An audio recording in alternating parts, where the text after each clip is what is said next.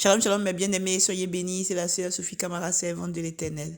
J'espère que vous allez bien partout où vous êtes, que la grâce de Dieu abonde dans vos vies, que les bontés divines du Seigneur se déversent dans vos vies au nom puissant de Jésus. Que Seigneur Jésus-Christ de Nazareth se souvienne de chacun de vous au nom puissant de Jésus. Que toute la gloire revienne au Seigneur Jésus. Amen. Soyez bénis partout où vous êtes au nom puissant de Jésus. Merci pour votre présence. Je suis très contente de vous retrouver encore aujourd'hui pour délivrer un message du Seigneur. Amen. Donc, je vous remercie pour les partages, je vous remercie pour votre fidélité, je vous remercie pour tout ce que vous faites pour le corps de Christ, pour l'évangélisation, pour la restauration. Vraiment, je vous remercie pour les témoignages, je vous remercie pour tout. Je vous remercie pour la conférence et tout, parce que voilà, c'est quelque chose d'incroyable. Et le Seigneur va faire des grandes choses. Amen. Encore. Amen. Merci pour tout. Merci pour tout. Amen. Que Dieu soit béni. Amen. Je vais délivrer le message de la part du Seigneur, mais avant cela, je vais prier. Père éternel, je te bénis. Père, je te remercie pour tous tes bienfaits. Ta parole déclare, mon Dieu, mon roi, que tes bontés ne finissent jamais, Seigneur. Tes bontés n'ont point de fin, parce que tu es le Dieu vrai. Tu es le Dieu qui ne se lasse jamais d'aider tes enfants, de soutenir tes enfants, de restaurer tes enfants, de venir, Seigneur, pleurer à côté de tes enfants, d'accepter que tes enfants viennent pleurer dans tes bras. Tu es celui, Seigneur, qui essuie nos larmes, Seigneur. Tu es celui qui est toujours là pour nous. Que ton nom soit élevé au-dessus de tout, Seigneur Jésus-Christ. Sois béni au-delà de tout, Yahushua Mashiach. Tu es le Dieu véritable, au nom puissant de Jésus. Amen. Donc voilà, bien aimé, aujourd'hui, on va parler de... Je vais donner quelques messages sur des sujets un peu délicats, mais on doit en parler parce qu'il y a aussi des couples comme ça. Vous savez, le message sur le mariage, ça concerne et ça englobe beaucoup, c'est la famille en fait. Et la famille est le socle, la famille est quelque chose que Dieu aime beaucoup et dont le regard de Dieu est tout le temps fixé dessus. Amen. Donc c'est quelque chose qui tient au cœur de Dieu, la famille. C'est-à-dire que quand on parle de couple, là, on parle de mariage, on parle de futurs mariés, des jeunes qui se rencontrent, qui ont envie de se marier. On parle aussi des gens qui sont mariés, on parle aussi des enfants, on parle aussi de l'éducation. C'est pourquoi sur cette chaîne, je donne beaucoup de messages à tous les niveaux. Amen. Mais avant que je donne le message, quelque chose m'a un peu fait mal ces temps-ci. Saint-Esprit prend le contrôle. Euh, j'ai vu que pendant que je suis en train de m'égosiller, en train de mettre ma vie en danger, en train de faire tout pour l'œuvre de Dieu, avec des messages compliqués, des messages où tu ne peux pas changer, tu es obligé de rester sur la même droite, sur le même appel que le Seigneur t'a donné. Le message que le Seigneur t'a dit de parler tel quel, sans tourner à gauche, sans tourner à droite. Donc tu es en train de parler comme ça des choses compliquées et il y a quand même... Il y a quand même des hommes de Dieu qui s'élèvent quand même pour dire que ce que tu fais là, non, c'est pas normal et tout ça. Déjà, il y avait deux personnes qui m'avaient appelé pour me dire que leur pasteur avait dit qu'il ne faut pas jeûner, prier, tout ça, qu'on est sauvé par la grâce, donc c'est pas grave, Dieu fait tout. J'ai rien dit. Amen. J'ai rien dit. Dieu m'a montré après que le pasteur en question, l'homme de Dieu en question a repris un autre, a refait comme Dieu voulait. Amen. Et a dit aux gens qui peuvent gêner et tout, a expliqué dans quel cas il faut gêner et tout ça. Ok. Encore moi, je viens parler des jeunes. J'ai dit qu'avant de se marier, le Seigneur Jésus-Christ de Nazareth, qui m'a mandaté, qui m'a appelé pour faire ce travail-là, a dit que on ne peut pas coucher avant de se marier. On ne peut pas non plus, il ne veut pas qu'on se fasse les attouchements. Hein, c'est ce qu'il a dit de transmettre. C'est ce que j'ai dit. J'ai fait toute la généalogie là-bas. J'ai expliqué le début jusqu'au mariage. Encore, il y a des gens qui m'appellent, me disent que leur pasteur là, leur a dit que oui, que comment on peut ne pas s'embrasser, que là, ils ont entendu le pasteur qui a tenu une conférence pour dire que oui, que ça, c'est pas normal. Comment ça que oui, comment on peut dire aux jeunes de ne pas s'embrasser, que c'est pas bon parce que les jeunes, ils font des choses que on connaît. Donc, faut pas qu'on enseigne des choses qui ne sont pas bien, on doit dire aux jeunes qu'ils peuvent se toucher, mais qu'ils ont le choix et quoi. Bon, bien aimé. Voilà, toi le pasteur qui a dit ça là, moi je suis rien, hein. Moi là, on salit mon nom, moi là, on me fait beaucoup de choses, je dis rien, mais je fais le travail de Dieu. Dieu m'a appelé. Donc, si moi je m'élève, que tu n'as pas fait ça avant, que je m'élève au nom de Jésus-Christ pour venir donner les messages, Dieu m'a montré, depuis qu'il m'a appelé, le travail que je fais pour lui, il m'a montré l'impact que ça a dans la vie des gens. Les gens peuvent dire quoi, Dieu est témoin. Donc, si moi je suis en train de faire le travail, en train de mettre ma vie en œuvre, je suis en train de faire tout pour faire l'œuvre de Dieu, et toi tu es en train de décourager les enfants de Dieu, alors que j'ai toujours dit que je ne veux pas rentrer dans les choses de venir dire que tel a dit, tel a dit, tel a dit, tel a dit, tel a dit. C'est pas parce que je ne peux pas le dire. C'est parce que je ne veux pas. Parce que ça distrait. Parce que quand je vais venir dire que tu dis ton nom et tout, les gens vont aller voir qui tu es et ça va te donner de la promotion. Ça va te faire connaître plutôt que te corriger. Ça va faire qu'on va te connaître. Ça va faire que ce que tu fais là, tu vas aller, ton église ou quoi va augmenter. Ça va parce que c'est comme ça que les gens sont. Quand tu vas dénoncer, au lieu que les gens vont dire que tu as dénoncé, les gens vont aller voir c'est qui, les gens vont aller s'abonner, les gens vont aller voir quoi. Amen. C'est pourquoi je ne dis rien. Amen. Parce que c'est à double tranchant. C'est pourquoi je ne dis rien. Mais ce que tu dis à tes fidèles là, c'est pas bon. Même si je ne suis rien là, il ne faut pas dire parce que tu ne connais pas ce qui est dans le travail que je fais là. Amen. Je n'ai pas vos trucs que vous avez là. Je suis dans mon coin, je suis tout petit dans mon coin en train de faire l'œuvre de Dieu. Amen. Dieu là, il est un feu dévorant. Il n'est pas dans les trucs d'apparence, il n'est pas dans tout ça. Homme de Dieu, c'est que tu es en train de dire à tes fidèles que oui, on peut se toucher, on peut s'embrasser, on peut comme ça avant le mariage. Alors que ce que moi j'ai dit là, c'est pas bon. Ce que moi j'ai dit là, ce n'est pas vrai. Comment ça? Parce que les jeunes là, ils couchent ensemble, donc ils font tout ce qu'on sait. Est-ce parce qu'ils couchent ensemble qu'on n'a pas dit à nos enfants d'attendre le mariage? Est-ce parce qu'ils ont toutes les libertés qu'on ne doit pas leur dire non plus les règles? Quand on va prendre le métro, quand on va prendre le bus, quand on va prendre les transferts, quand on va vivre dans ce monde, il y a des lois. On respecte des règles. On respecte des règles. On sait qu'on peut entraver ces règles-là. Mais la loi nous dit quand même que voilà, pour prendre le bus, il faut que tu payes le ticket. Pour aller voir tel truc, il faut faire. Il y a des lois qui établissent des règles. Même si on sait on n'a pas besoin de ces règles, tu peux outrepasser ces règles. Mais tu auras les conséquences. Amen. Ça ne veut pas dire pour autant qu'on n'a pas le droit d'en parler. Tu ne peux pas, comme moi, je passe mon temps à venir parler de mariage. Tu n'as pas fait des choses de mariage. Maintenant que je me lève parce que Dieu m'a appris à faire des trucs de mariage, tu veux venir saboter ce travail-là. Pourquoi? Moi, je mets ça dans la main de Dieu. Si moi, je continue le travail là, il faut continuer aussi à faire ce que tu fais. Moi, j'ai dit, moi, je ne vais pas venir faire publicité de quelqu'un ici. Non. Si j'ai quelque chose à dire, j'appelle la personne. Si elle ne veut pas écouter, c'est son problème avec Dieu. Amen. Si j'ai un message, j'appelle aussi. S'il ne veut pas m'écouter, ça, c'est un problème avec Dieu là-bas. Amen. Voilà. Donc, c'est que tu dis que, oui, on a qu'à changer notre discussion, c'est des plaisanteries. Comment tu peux dire que c'est que le message que Dieu est en train de me donner pour le couple, pour comment diriger les jeunes, tout ça, c'est de la plaisanterie, que oui, on peut coucher ensemble, que oui, parce que les jeunes sont libres, comment je peux venir dire comme ci, comme ça et tout. Ce que j'ai dit là, c'est faux. C'est que sur toute la chaîne là, de mariage, ce que j'ai dit là, il y a quelque chose qui est faux. Ce que j'ai dit là, c'est pas comme ça que Dieu veut qu'on se comporte dans sa maison. Amen. Amen.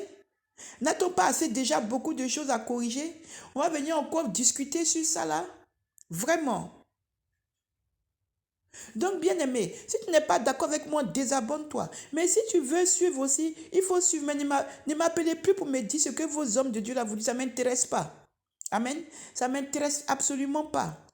Réglez ça avec eux. S'ils disent que vous pouvez coucher, couchez. S'ils disent que vous pouvez vous embrasser, embrassez-vous. Parce que de toute façon que vous allez vous embrasser là.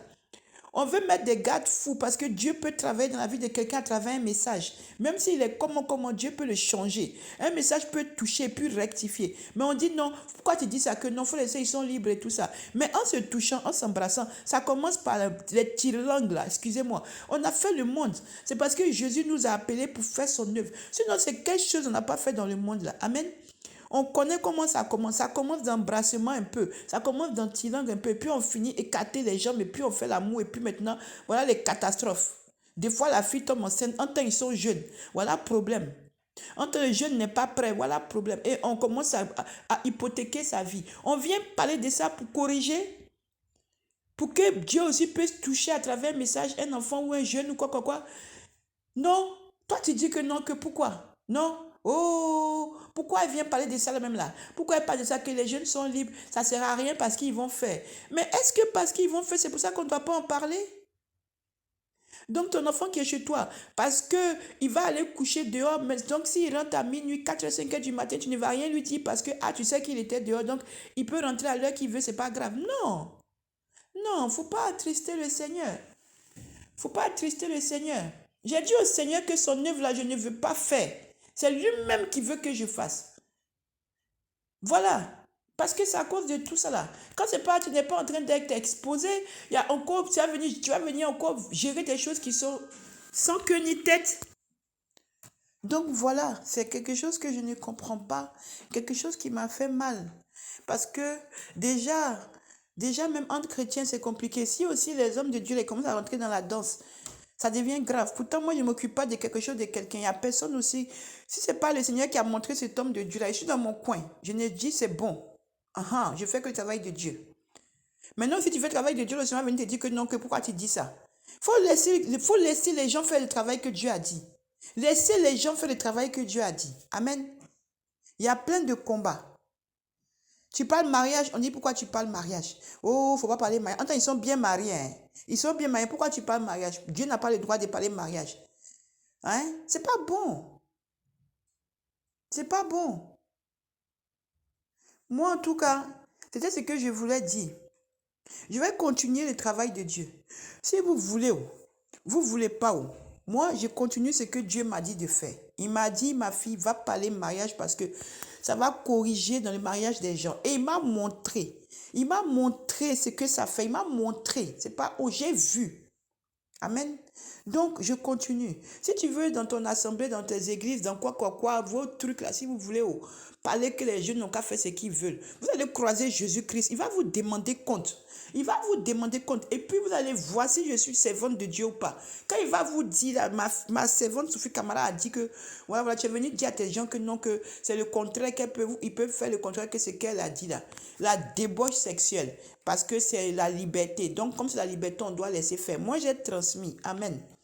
Donc, voilà, excusez-moi, c'était quelque chose qui m'a choqué parce que sur le mariage aussi, ils attaquent. Pourtant, même ils sont mariés. Quand on va les tromper, c'est pour pleurer. Quand on va les quitter, c'est pour pleurer. Ils font tout pour, ils ont fait tout pour être mariés. Ils ont fait tout pour avoir les femmes. Ils ont fait tout pour avoir les maris. Maintenant, ils ne veulent pas qu'on parle de mariage. Ils ne veulent pas qu'on parle des choses. Ils sont en train de fatiguer les gens. On a plein de choses à gérer. Encore, on va venir gérer ça aussi. Franchement, c'est pas bon. Donc, soyez bénis. Amen. Donc, aujourd'hui, on va parler dans le couple, ce qui ne va pas au niveau de quand quelqu'un ne peut plus être dans le couple, ne peut plus rien faire. C'est-à-dire que la personne par exemple, a pris tellement de poids. Amen. Elle a pris tellement de poids, ou il a pris tellement de poids que c'est compliqué d'avoir des relations ensemble. Amen. On va parler de ça. Vous avez bien aimé, la vie à deux, là, c'est un long chemin. Et puis Dieu aussi est dedans. Amen.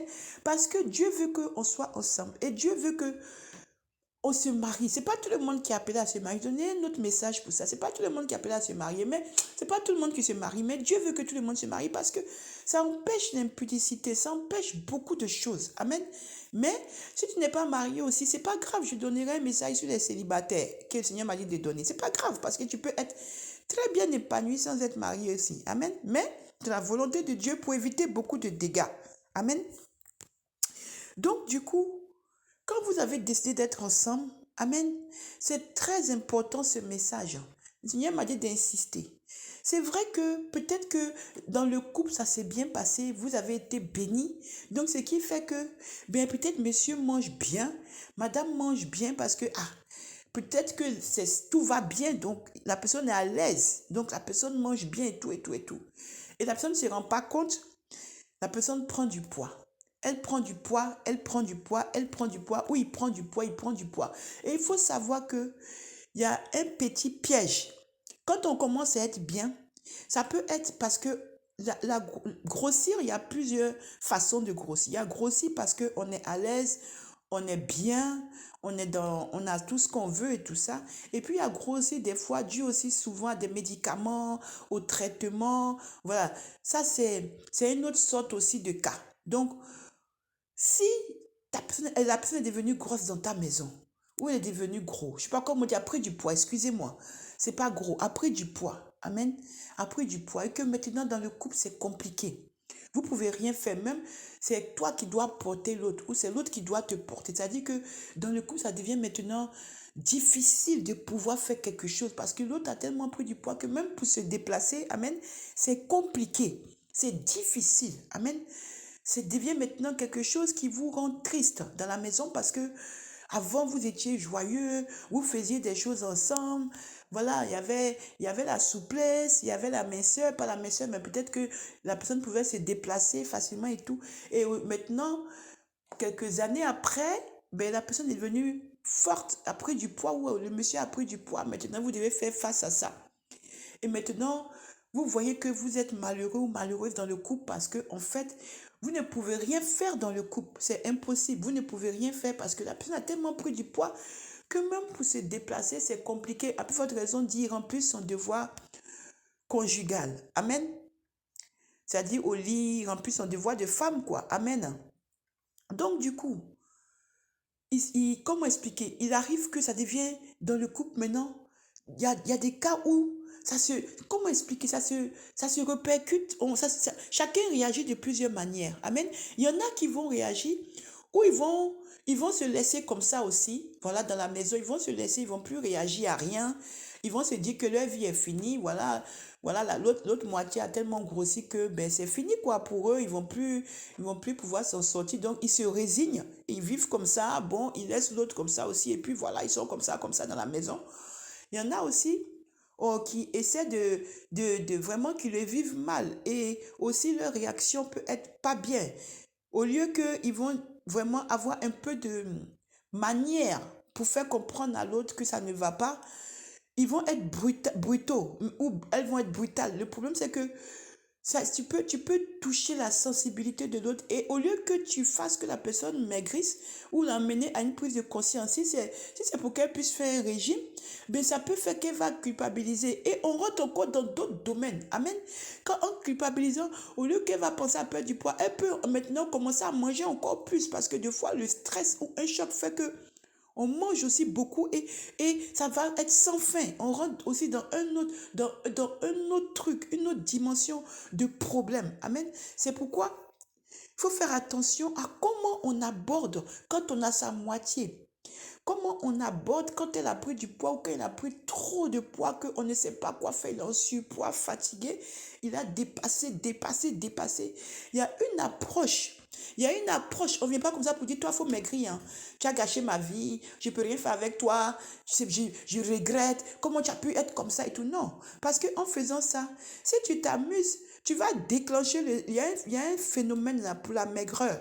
Mais il y a un phénomène aussi pour la grosseur où la personne va se dire que sa vie ne sert plus à rien et au lieu qu'elle va se battre, si c'est pas une question médicale, hein, je vais dire, hein, parce qu'il y a aussi, je vais en parler, mais si c'est une question de elle-même qui a pris du poids, mais elle peut se bloquer et puis ne même pas chercher à maigrir parce que c'est psychologique, elle va commencer, ou bien il va commencer à manger encore plus. Et là, vous rentrez maintenant dans un problème qui n'est plus un problème de simplement elle a pris du poids par rapport à ce qu'elle mange ou il mange trop.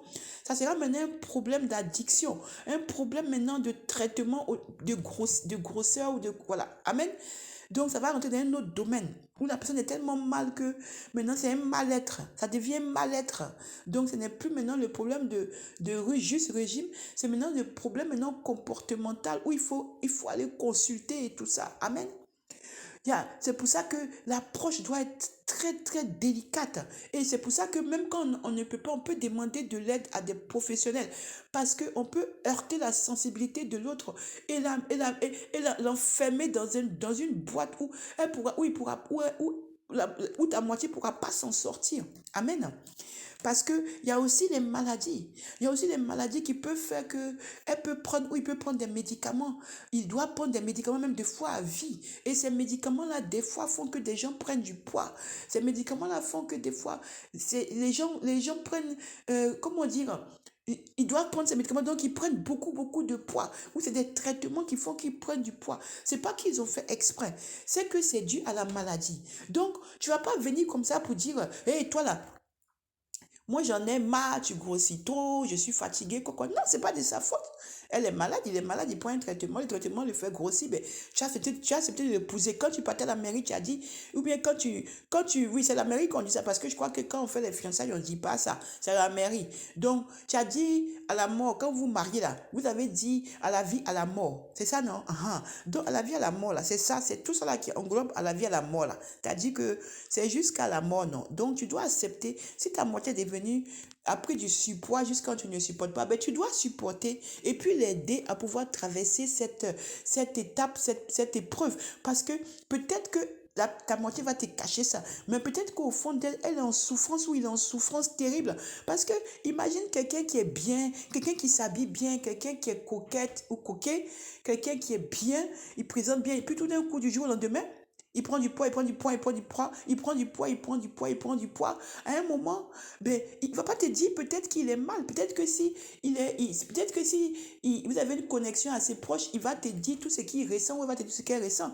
Mais si tu te braques et si tu commences à montrer la culpabilité, c'est elle qui est coupable ou qui a la culpabiliser ou le culpabiliser, il va se renfermer, il va devenir comme une huître et à ce moment-là, tu ne pourras pas ouvrir, mais il peut souffrir intérieurement, il peut avoir un mal-être terrible qui peut l'emmener même à se suicider, qui peut l'emmener à ne même plus avoir goût à la vie, qui peut l'emmener à avoir même, il peut tomber dans l'alcool, il peut tomber dans plein d'addictions. Amen. Et parce qu'il n'a plus confiance ou elle n'a plus confiance en elle, parce que tu n'es pas là pour la soutenir, non plus pour le soutenir, donc il perd pied.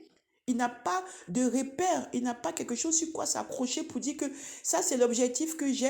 Donc comme j'ai un objectif, je vais pouvoir lutter pour pouvoir peut-être m'en sortir. Mais quand c'est médical, on ne peut rien parce que c'est médical. Et quand aussi c'est naturel, que c'est la personne qui a pris du poids, mais elle peut maigrir. Mais si tu es en train de la culpabiliser matin, midi, soir, c'est pas la bonne approche non plus parce que l'excès peut mener aussi à un autre excès.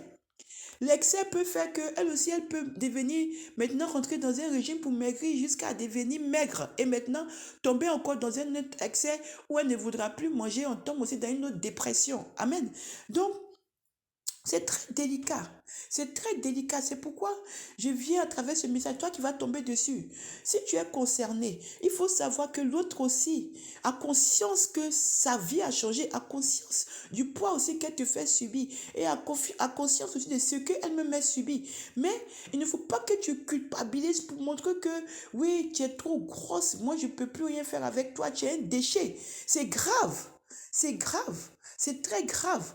Parce que si tu fais ça, tu n'es pas digne d'être son mari. Tu n'es pas digne d'être sa femme. C'est-à-dire que tu l'as épousée juste parce que tu l'aimais comme elle était ou comme il était, mais que tu ne mérites pas tu ne mérites pas son amour parce que ton amour était calculé. Donc, comme ton amour était calculé, ton amour était faux. Amen. Amen. Parce que c'est dans les épreuves que l'autre traverse. Vous êtes en couple, c'est vrai, mais des fois, les épreuves peuvent être dans le couple individuel. C'est-à-dire que comme la personne peut prendre du poids, la personne peut tomber dans certaines choses, comme la dépression, je vais en parler. Donc, ça peut être aussi individuel dans le couple. Pourtant, vous êtes ensemble. Tu dois être là pour l'autre. Tu dois soutenir l'autre. Tu dois aider l'autre. Tu ne dois pas indexer. Tu ne dois pas culpabiliser. Tu ne dois pas condamner parce que tu vas faire qu'aggraver. C'est ça le problème. Et les conséquences peuvent être très graves parce que c'est ce que j'ai dit, la personne peut juste maigrir. Mais la personne aussi peut ne plus vouloir manger même un gramme de quelque chose parce qu'elle aura trop peur de grossir et elle tombe dans une autre dépression, dans une autre addiction où la personne aussi peut se suicider. La personne aussi peut ne même pas vouloir sortir de la maison. Elle peut rester enfermée dans la maison tout le temps parce que à cause de toi, tu es son mari, tu es sa femme, tu la considères comme ça. Donc, elle se dit qu'à l'extérieur, c'est pire. Donc, ça enchaîne un enfermement. La personne, un repli sur soi qui est très dangereux pour la personne concernée. Et c'est pour ça que à travers ce message, toi qui vas tomber dessus, il faut que tu te reprennes. Si tu avais l'habitude de faire ça, il faut que tu te reprennes et que tu sois une aide pour la personne, ta moitié, que ce soit ton mari ou ta femme. Il faut que tu sois une aide. Et aussi, si tu n'arrives pas, moi je suis la servante de Dieu Sophie Camara, je suis aussi, le Seigneur m'a appelé aussi pour gagner des âmes pour lui. Voilà, un évangéliste, les gens peuvent ce qu'ils veulent, ça c'est leur problème. Parce qu'ils sont sur les thèmes de quoi femme ne peut pas faire évangéliste, quoi. Ça c'est pas, moi je m'en d'abat de ça. Moi ce que je sais, c'est que Jésus m'a dit, va gagner des âmes pour moi, va corriger, va aider. Moi-même là je tombe, moi-même là je lutte, mais Dieu me relève, Dieu me montre le chemin aussi à chaque fois. C'est comme ça, Dieu, il est amour. Donc, ce que je viens donner comme message là, peut-être que moi aussi j'aurais pu vivre ça avant, peut-être que j'ai des proches qui vivent ça, peut-être qu'il y a des gens que je connais qui vivent, je ne sais pas, vous voyez, mais toi qui vas tomber dessus, il faut savoir qu'il y a aussi celui qu'on appelle Jésus-Christ de Nazareth. C'est lui qui est le créateur de toutes choses. Il est grand, c'est un grand Dieu. Si tu ne sais pas quoi faire, que tu es perdu, tu vas t'acheter une Bible. Si tu n'as pas une Bible, tu t'achètes une Bible. Amen. Et puis tu lis la Bible. Tu vas voir que quand tu vas lire la Bible, tu peux prendre le livre de Jean dans la Bible, tu peux prendre le livre de Matthieu. Prends le livre de Matthieu. Au niveau de Matthieu, tu lis Matthieu. Tu vas voir comment Dieu est bon, les béatitudes. Tu vas voir comment Dieu est bon, comment Dieu parle à travers les gens. Comment Matthieu, c'est le Seigneur parle de l'apôtre Matthieu parle du Seigneur Jésus, de l'amour du Seigneur Jésus. Donc, il transmet ce que le Seigneur Jésus a dit. Il faut lire Matthieu. Tu vas voir tout l'amour du Seigneur. Comment l'amour de Dieu transcende tout amour. Comment le Seigneur est amour. Comment le Seigneur est capable d'un amour qu'on ne peut pas expliquer. Tu vas voir que tu vas te dire, mais moi, je suis en train de faire mes chichis là. Mais Dieu là, il aime plus que ça. Dieu même a dit que ton ennemi là, s'il te gifle là, donne l'autre gifle. Donne l'autre jour pour qu'il te gifle. Donc, ce n'est pas ta moitié qui ne va pas te dire de ne pas aimer. Amen. C'est pourquoi tu te mets à genoux et tu dis, je ne sais pas quoi faire. Je suis perdu, je déprime, je suis malheureux. Voilà ma femme ou mon mari, regarde comment c'est. Seigneur, voilà. Appelle Seigneur, appelle Dieu. Voilà. Si tu ne préfères pas dire Seigneur, je dis, c'est pas grave. Dis Dieu. Il va écouter. Amen. Et il va venir dans ton couple. Et il va te fortifier. Il va vous aider à vous en sortir. Il est vivant. Il entend, il écoute. Et puis, si tu ne sais pas quoi faire aussi, tu peux voir des hommes de Dieu. Tu peux voir des hommes de Dieu. Demande à Dieu qui n'a qu'à te diriger vers des gens qui prient, des hommes de Dieu. Et Dieu va t'orienter. Amen. Et ils vont pouvoir t'aider. Amen. Il faut demander à Dieu. Dieu va t'orienter. Ils vont pouvoir t'aider. Ils vont pouvoir vous diriger. Il faut aussi ne pas rester replié sur soi. Il faut voir aussi peut-être des gens qui sont spécialisés là-dedans, qui vont vous montrer peut-être qu'est-ce qu'il faut faire, le chemin. Peut-être qu'il y a une manière de faire, je ne sais pas. Parce que si tu ne veux pas Jésus, même si tu fais le traitement avec les hommes, tu peux faire aussi avec Jésus. Jésus, lui, il prend tout. Amen. Lui n'est pas compliqué. Lui, il prend tout. Il veut juste un peu de place dans votre vie, que vous l'invitez dans votre maison là. Et puis il va venir. Ne demande pas beaucoup. Amen. Et tu vas voir tout l'amour qui va déverser dans votre couple. Amen. Tu vas avoir un amour pour ta moitié que tu ne pensais même pas être capable encore. Amen. Amen. Amen. Amen. Donc voilà ce que je voulais te dire. Partout où tu te trouves que tu tombes sur cet audio. Je m'appelle Sophie Camara. Je suis la servante de Dieu. Tout le monde me demande où je suis passée. Je suis là. Si tu veux me voir, je suis sur mes anciennes vidéos. Tu vas sur Sophie Camara TV. Et tu vas me voir dans les premières vidéos là-bas. Je n'ai pas changé, je suis pareil.